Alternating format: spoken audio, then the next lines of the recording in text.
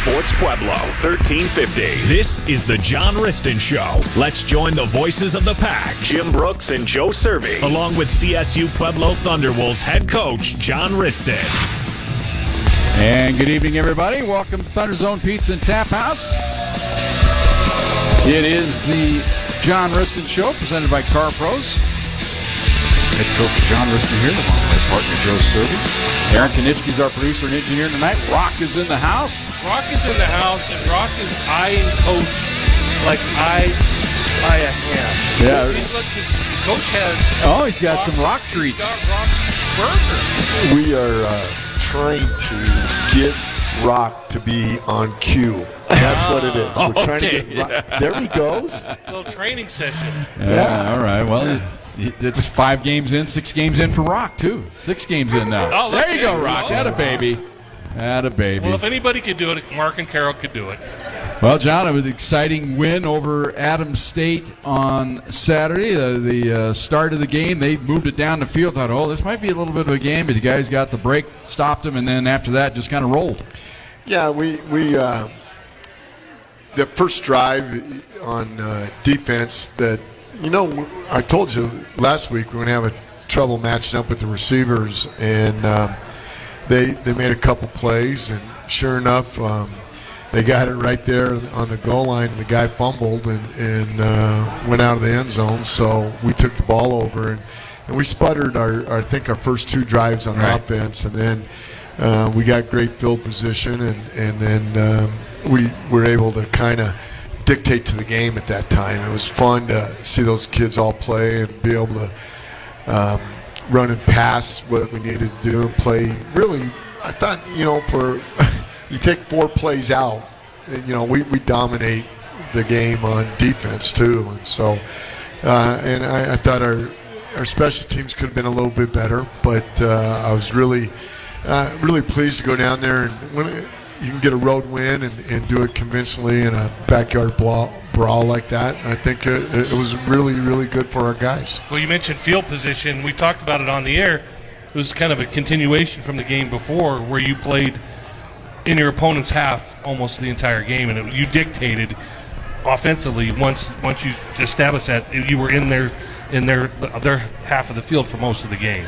Well, a lot of that had to do with the way our defense played and the way we were able to really kind of make big plays on either the special teams or their punt and change the field position, but only a couple times. And so we were able to take advantage of it, and we had some nice drives, and we were able to get down the field, and we went for it on 4th down a little more than and very successful, by the way. We're 5 for 5, and that was kind of eye-popping, wasn't it, on the stat sheet? Well, I thought that I was nervous all the time, and I'm a little more conservative on that, and I don't have what is it, analytical guy behind me to tell me what we're doing. Like the Ravens do. That was kind of eye-opening that they have a guy eye in the sky telling John Harbaugh what to do.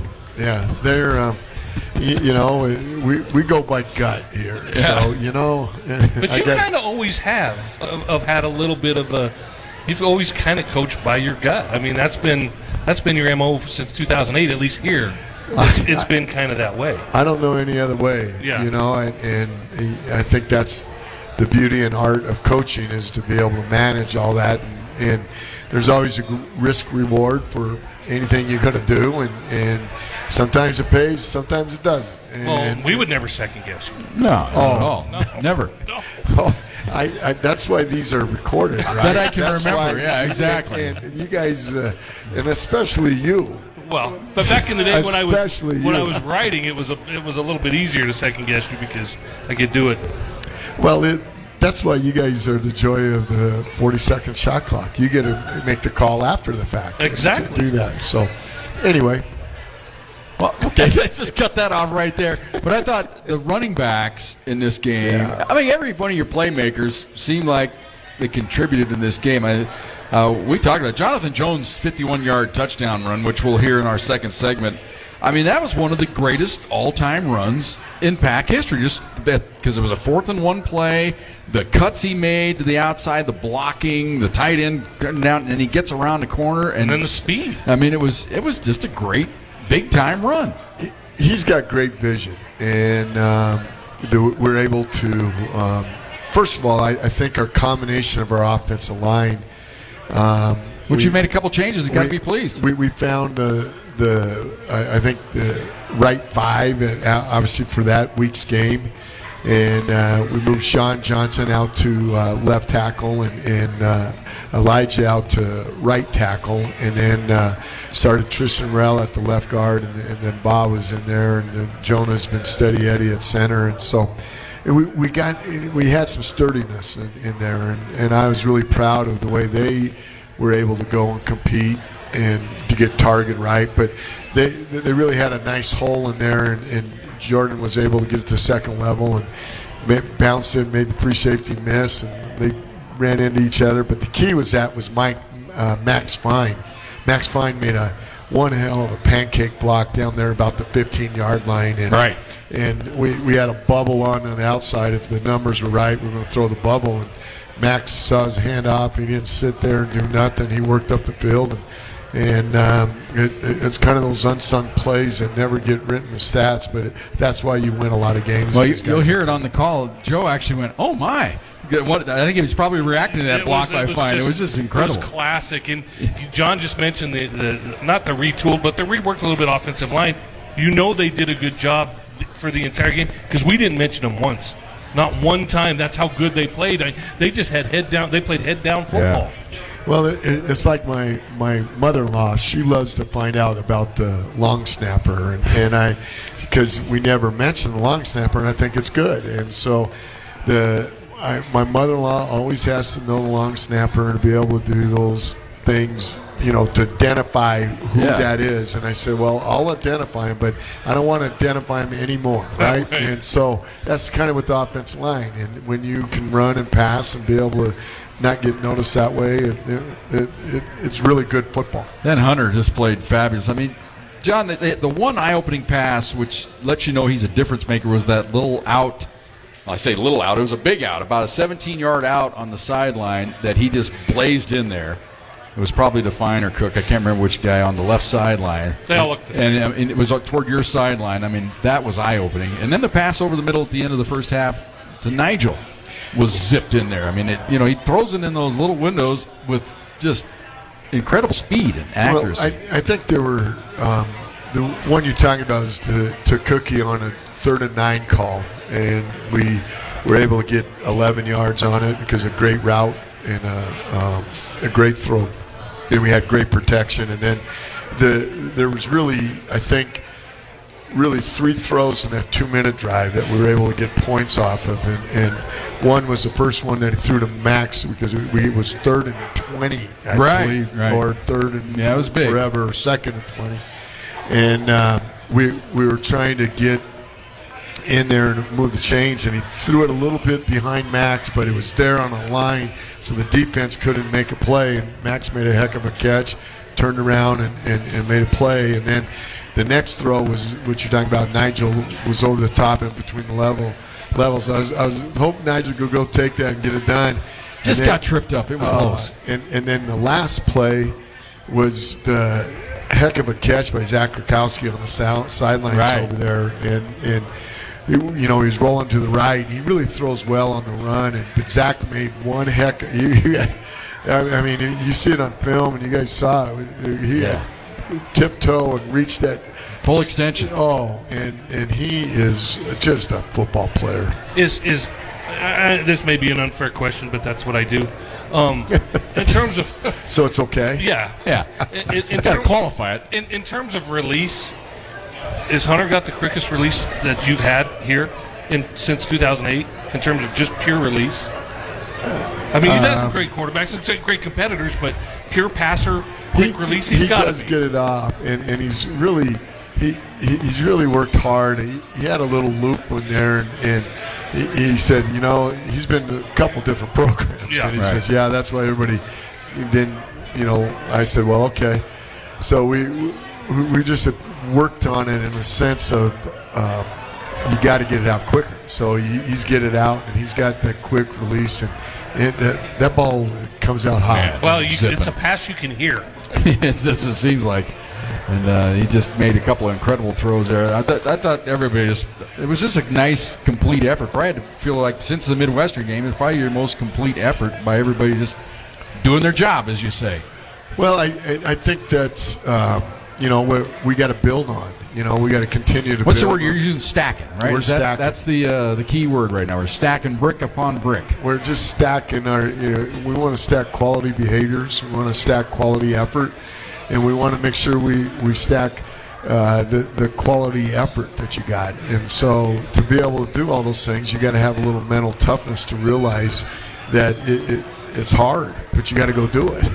And if you want to go compete at a high level, you got to continue to go all in and really work on being able to be accountable to those things. All right. Well, Jonah, as we like to do, we like to frustrate you a little bit with our observations during the broadcast, and we had one here. We're going to get a couple bonus highlights here, and we'll let you comment. I'm not going to give you too much of it away. We just want you to hear it here. So, Aaron, this is bonus cut one. Bonus cut one. Thunder will show blitz. Snooshi sneaking up now. Here comes pressure off the edge, and they got him, and it's our man, Joe, that we love, Monty Hamrick. All he does is make plays, it seems like. Put him in the third quarter. All he does is make plays, John. That's the first one we said. We're listening to that and we go, well, we know that's got to be in the show because we got to tick John off again because the freshman making another play. We don't care about all the times he screws up, which he did. We pointed out one of his screw-ups during this game when he lost outside contain or whatever. But, man, he made a play there. And then, might as well, let's just back it up with Monty's bonus play number 2. This is a new feature, the Monty Hamrick feature. Okay, bonus play number 2. Power to the left here as he lines up right behind the left tackle for the Grizzlies. Then they run it right, and there's our man, Monty, making the stop. Joe, he's everywhere. Just turn him loose. Just keep him in the game. He makes the stop for the loss, and the ball goes over on downs. John, he's just fun to watch. I mean, when he comes into the games, we're like, hey, Monty's in the game. We got the spotlight on him, and it was that 4th and 2 play, I think, and he blew it up. I mean, it just warms our heart. I don't know what it does for you. I'm saying, oh no, I've created an animal. These guys love this guy, but just talk about his raw talent. We got to remember we've talked about it. Is we've got 2 true freshmen seen a lot of time, and they both made big plays in this game. Of course, talk about McGarity on offense, and then Monty on defense. And don't forget Sully Moon, too. Yeah. And being able to... That's right. He's true freshman as well. Right. Yeah. So, Monty is a really good football player, and he's working on his consistency, as I described in the first part of our segment. Is probably his only downfall, and I think that he's going to be a good player if he sticks with the self-discipline that needs to be done, and that's my job. Not listen to Joe and me build him up so much. You got to bring him back down. Well, that's my job as a coach. That's our job, is to make sure that he's accountable to all of his actions, and that we are going to hold him accountable to that. And he is a playmaker, and I love having him being on our team. He's a great kid, and he is going to be a great player for us. Well, we just wanted to have some fun with it. No, and what our listeners need to know, and you and I have known this for a long time, and obviously it's John's team, so he knows. But for a true freshman to see that kind of time in those key situations, you got to be a player, because it's hard to crack this lineup, and it's really hard if you're a freshman. Well, he's the guy that redshirted last year, so he's not a true freshman. He's really a redshirt. Where Dorian and Sully are true freshmen out of high school right there. And we got to change that on the program then. Well, you guys worry about that. Yeah, exactly. We got a lot to worry about in that area, John. Yes, we do, but that's another subject, right? Exactly. But anyway, we're glad Monty, whatever he is a freshman, and he is getting better and better, and he's learning a work ethic and develop, and he does have that natural God-given ability, and we're excited about our future with him. Well, and the injuries in your defensive secondary, I think, kind of looking back, you hated to have them, but kind of a blessing in disguise because it's promoted a couple guys up, seeing more action. It seems like they're acquitting themselves well. I tell you, the kid who's really caught my eye is Isaiah Pittman, and he's come on, and he's Eli Pittman's younger brother, and he went to Northern State right out of high school and wanted to leave, and I'm glad he came, is what I'm saying. Sure. And he's just been a wonderful addition. I don't know what we would have done if we didn't have him, to tell you the truth. Right. And then this Finch kid, Emmanuel Fincher, that he can be a playmaker, and he was around the ball a lot Saturday. yeah, and there were times where you wish he could have made the play, but he was there and he did make the play. But there was some different things that he's learning, and he's got again. He's a young redshirt freshman also that is going to learn the game, and you just got to have a mental toughness to do it right on a consistent basis. And so we got to stack those habits on top of each other. All right, we are at Thunder Zone Pizza and Tap House. It is the Car Pros John Wristen Show. We got highlights coming up on the next segment. Come on, join. Our food hasn't got out of here, but we look forward to it, and we'll describe it in detail when it comes back out. Got the tomato things coming? Well, we got Rock's treats. Yeah, we Rock's going to get some food right now. We have some wings and some caprese, and all right, we'll do it ready. all. So we'll be ready in the next segment. Highlights coming up next. Thunder Zone Pizza and Tap House, Fox Sports Pueblo. Fox Sports Pueblo, 1350. This is the John Wristen Show. Let's join the voices of the pack, Jim Brooks and Joe Cervi, along with CSU Pueblo Thunderwolves head coach John Wristen. And welcome back, Thunder Zone Pizza and Tap House. Car Pros John Wristen Show. Rock making the rounds here. Becoming a TV star. Gonna be a star. All right. Enjoying Rock's presence. And you enjoyed those Rock treats, John. Well, that's how you train animals. Food motivated, just like me. I do a lot of things for a cheeseburger, right? Yeah, exactly. That's right, exactly. Well, let's roll into the highlights, shall we? Let's get started. We got a few of them here to look at. It started off right away. This was a beautiful pass play to get the scoring started right off the bat. Cut one. As Chris Brown will check in the game, he'll line up wide to the left. Cook is in the slot to the left. Fake it to Bacher. Fade pattern. Cook is open. He's got it. Touchdown, Thunderwolves. The cookie jar isn't in Adams State today, Jim. And he and Fireman a little shimmy shake dance in the corner of the end zone there. Nice strike, though, by Rackett. Raquet. Yes, I got a note from Mom. Raquet.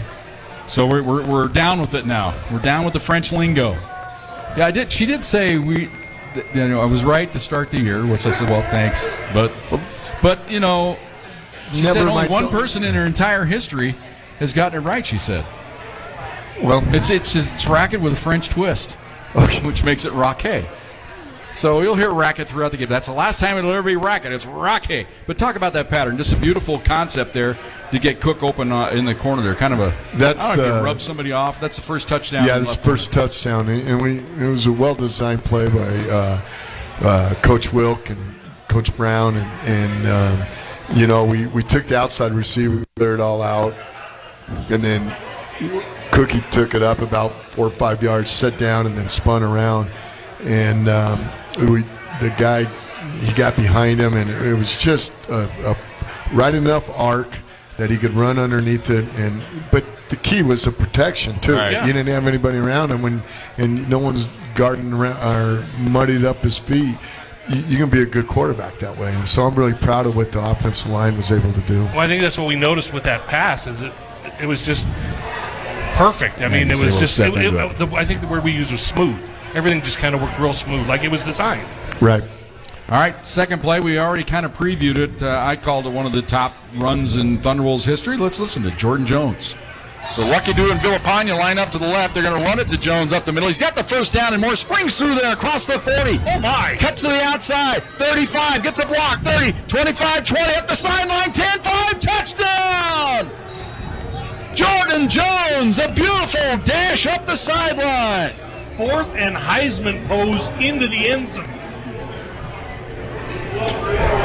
Beautiful play, John. And again, I thought our offensive line did a nice job. Jordan got through the first level, made a guy miss, and then he was able to get it outside. And again, the receiver blocking downfield, Max Fine really made that play. And Jordan, you want to say, golly, he's not very fast, but then you go, nobody catches him. No one catches him, and so he does a great job of seeing the field. He's always very conscientious about it. I mean, we're very lucky. We have a stable of backs that I think are very good. I think Ossenbacher is just one tremendous back, and you got Keon Martinez is going to put one foot in the ground and get north and south, and Jordan Jones does his Jordan Jones thing, and then you got Nick Bingham who's going to get it down there and go, and Mariano Camp ain't a bad back either. So, it's tough. All of them want the ball, and all of them want to do those things, and they really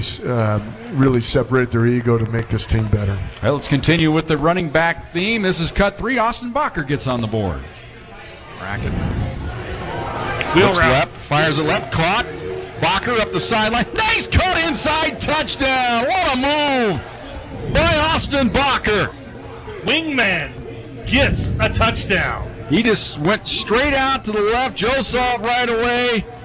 Racket hit him in stride, and then just a brilliant cut by Bacher. His goal was to eat 60 wings the other night at the Thunder Zone, and he only ate 54 because he needed some room for that touchdown. He needed room for 6 more, I think, for 6 points, 6 wings. I think that's where Joe was going there. That's exactly where I was going. I got it. Okay, well, I'm glad.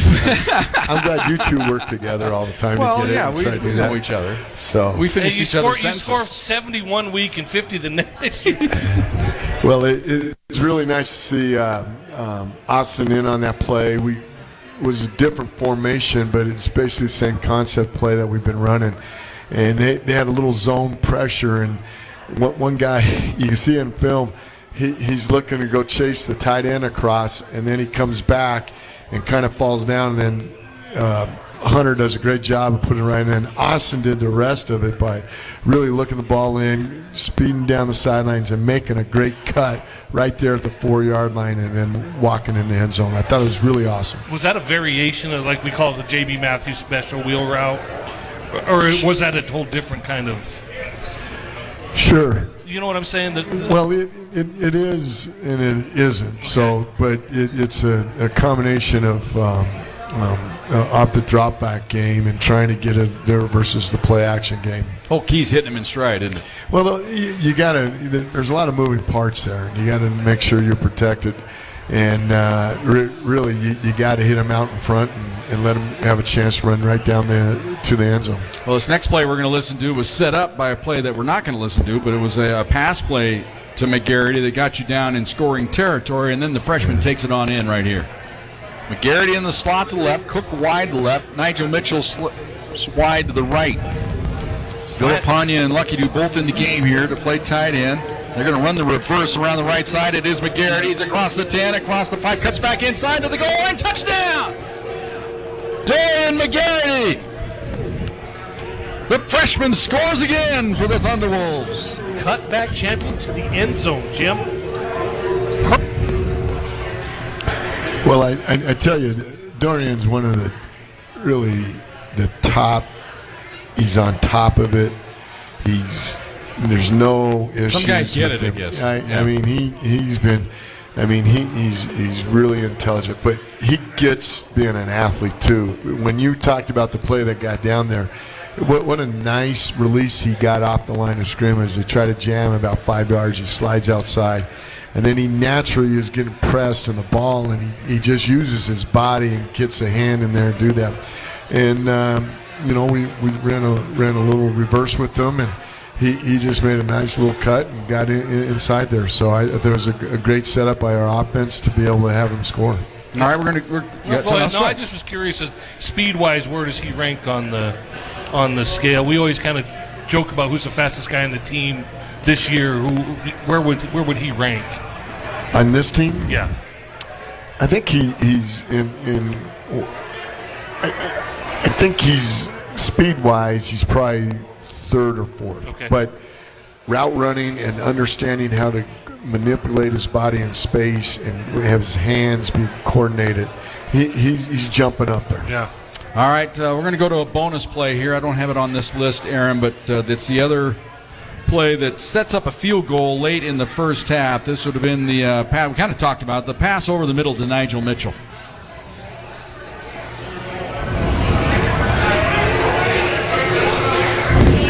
Straight drop back.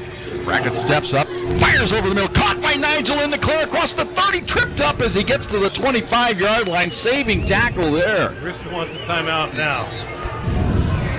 So the play to Nigel that we kind of set up, got you into field goal range. We kind of talked about, John, setting it up. You're kind of coming down the field there. Talk about your thought process as well as this play, because they just scored. You're in the 2-minute offense, but you don't want to go 3 and out and leave them with a minute 30 on the clock. You still want to kind of play it a little conservative yet aggressive. Does that make sense? So you were able to get it, and that play then turns it loose to where you can go think field goal. Now, ideally, you think, man, I wish we'd have maybe gone a little quicker, but you couldn't afford to go quicker, could you? Well, the key is you had 3 timeouts there, so you can manage the clock a little bit. And so my philosophy in that situation, you just don't want to throw the ball 3 times. I think you got to run it, and you got to make sure that clock is moving forward, and your whole goal is not to punt, right? I mean, you just don't want to put us in that position to be able to punt, and then we were able to. Again, Max Fine made a nice, really good play, the play before that, and then we had a nice setup, and Nigel comes open, and Hunter throws a rocket right at him, and that led to the field goal after throwing it to Zach Rakowski, and we had those timeouts. I really haven't had this ever happen. Because I called timeout right away because I didn't know whether they were calling in or out, and then after they sorted it all out and he caught. I mean, they have a lot of guys that, I don't want to say washed out, but they had to have talent to be where they were at. And then they decided, you know what, it's just not quite working out. A lot of California kids coming in and looking for that second chance. So they kind of come in with a chip on their shoulder a little bit. If you get them dialed in properly, they can cause some problems. Well, like I said in the last segment, that they got a plan, they stick to it, and they're running the ball very well, and they play action, and they got a really outstanding tight end at number 85, and he played at San Diego State, I believe, and really he just adds to their arsenal that they have, and they're doing a good job with their offensive line, being targeted right and getting things and going, and so I've been really impressed with how they manage the game with their fundamentals, and this is going to be a great college football game. Same quarterback from last year? No, that guy was the player of the year in the RMC, so I wanted to make sure he got out of there. So, well, this year's quarterback is Michael Jackson. Okay, all right, there we go. We got that out of the way. Does he moonwalk out of the pocket? Starter. Okay. Number 10, I believe it was a kid that got hurt in the Adams State game. All right. And I don't know whether he's going to be healthy in our game or not, but he throws the ball and can really just manage his game in a great way. All right, and then they got the running back, Shante Mills, senior. He's doing pretty well this year. He's physical. He gets downhill, and he doesn't have a lot of. He does juke, but he gets downhill. Is what I'm saying. He's a physical runner, and we got to be able to front him up and be able to tackle. Yeah, key is to prevent him from getting to the second level. I guess running over safeties, right? Right. We got to make sure we make him bouncing, and then when he bounces, we'll be able to tackle. Now, for you defensively, did have a big injury, kind of a disappointing injury. What happened? Max Gonzalez got hurt on the third play of the game, tore his pec. And, poor Max, he came here with a torn pec out of high school, lifting and working out. And now he's leaving with a torn pec in a deal. But he's such a heart and soul. He's going to be on the sidelines. He wants a headset. He wants to be coaching. And he's nominated for a big-time award, too, nationally, right? He deserves every award he can get, and I just feel horrible for him. But the guys stepping in, that acquitted themselves nicely. You get guys, it's like that next man up mentality, which you got to have in football. Next guy to get in there, you got to do something. Right, and a good thing we're going to get Darius McLemore back. That he hasn't played since the second quarter at Midwestern. He broke a bone in his hand, and it's healed. And so we're going to get him back. You're going to see him get some action. And I thought Wild did a nice job, but I think Nucci's coming in his own, playing that linebacker spot. Better fit, much better fit. And so he's been a really good tackler because he goes down low and tackles them, and he just finds a way to get him down. And it's not always the prettiest, but he gets it done. Here's my thing. This game's personal to me, Jim. Okay. John and I've covered almost all of his games and whatever, and we've had some tremendous victories and some exciting games. But I think last year's game at Highlands was the most disappointed I have ever been covering CSU, been a part of that problem. I just, for whatever reason, that game of all the games since 2008 till today, that game to me was the most disappointing game I'd ever been a part of with this program. Yeah, and I don't disagree with you. I was, we got beat and we didn't play very well, and there's a couple things that you wish you could have done again. But when they score when there's not a clock left on there, and they get credit for it, and they shouldn't have. Right. We weren't able to overcome it. And that's what we got to do as competitors. We got to overcome that, and then. It's just one of those things that it was ugly. It was not what represents Pac football, and I totally agree with you, Joe. So is that part of the preparation? Is there any? Do you guys even venture to say revenge factor? You say, or you just come out and you say, you know what? When you don't take care of details, that's what happens. That's probably where it helps. You're not thinking of revenge. You're just saying, here, this is a good example. Take care of details. Well, our guys know. I don't need to bring it up. Right. I don't talk about what happened last year and how bad we played and all the other stuff that comes with it. But our guys know that this is a great opportunity in front of us, and we got to be great competitors, and we got to have that steely-eyed focus. We got to have some moxie to us. And we got a chance to go compete. What more do you want? Right. This is a get to, not a have to. Right, and a meaningful gift to. Yeah. Yeah, like that's what's so fun about it is everything's still meaningful, and it's very important and it's exciting. But this is the one when I saw the calendar, this is the one I said, that's the one I want. So, we've been friends a long time, so how about gifting me a win? Hey, John, we got a late question. Okay. Just came in. Denny texted in. He asked, was the Adams State game a season changer for you? Do you go that far, or you just say, you know what, that's how we can play if we play our game?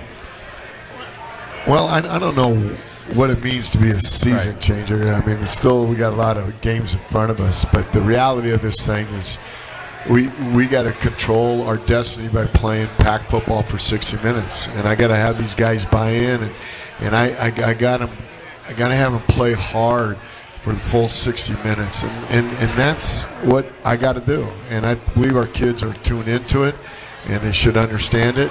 And we got to make sure that when those 4 or 5, 6 plays come in there, that you're ready to go make that play. And you never know when that is, and that's the beauty of the game. And I think that this is going to be one heck of a college football game. I think they need to come early and stay late and be really excited about watching this team go compete. I guess that's your final message to the fans as we get ready to close the showdown. Hey, we got 2 home games right in a row. They're crucial. Got to win these 2 games at home. You need everybody to come out. Yeah, I want to be should be a great fall day here in Pueblo, Colorado, and I would love to get as many fans we can to come out and watch these kids go compete. And they're going to see some good college football. And I think if everybody's into watching that, then they should come out and enjoy it.